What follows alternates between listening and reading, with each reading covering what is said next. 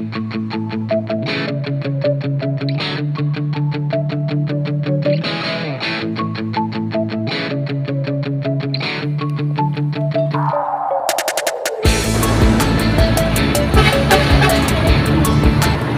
guys, welcome back to my channel. And for today's video guys, magmumotor tayo guys. Pupunta tayong site ngayon. Meron tayong pupuntahan doon sa bundok guys na ating iskanin din at ating i-explore ang kanilang area guys. So let's go.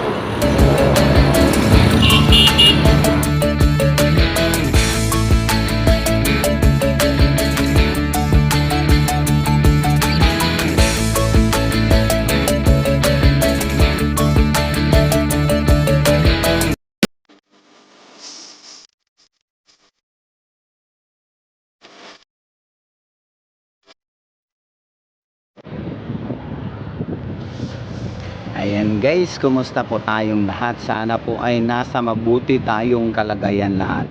So continue tayo guys sa ating video. Ikukwento ko muna sa inyo guys dahil exciting po itong pupuntahan natin ngayon guys. Dahil meron pong tumawag sa ating isang katiits na may mga hukay-hukay din sa kanilang sites. And then guys, habang bumabiyahe ako, enjoy lang sa panonood ng ating video dyan dahil meron tayong mga magagandang tanawin din dyan.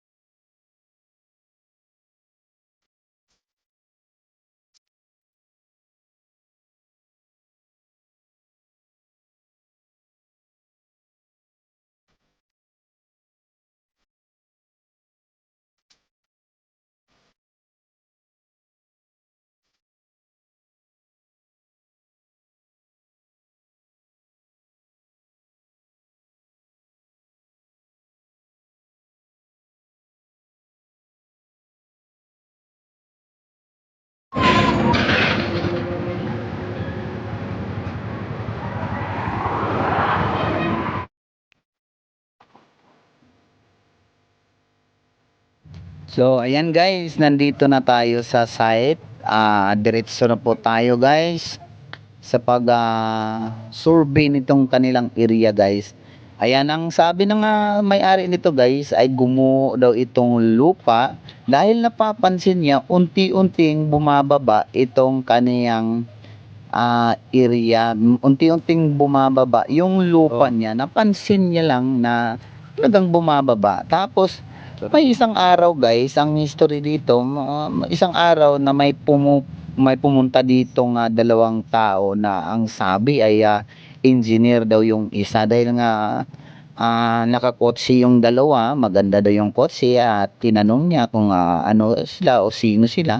Ang isa daw doon ay engineer at gustong mag-quarry dito sa lupa niya. Itong naguhuan guys, itong nakikita niyo sa screen. So gusto nilang mag-quarry dito.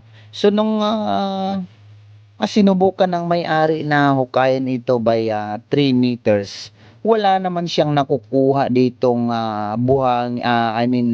gravel. So wala namang gravel dito guys na pwedeng i-quarry guys. So puro lupa lang ito matitigas na lupa na kung tawagin dito sa Mindanao ay pagang o yung matitigas na lupa na parang kapit-kapit lahat.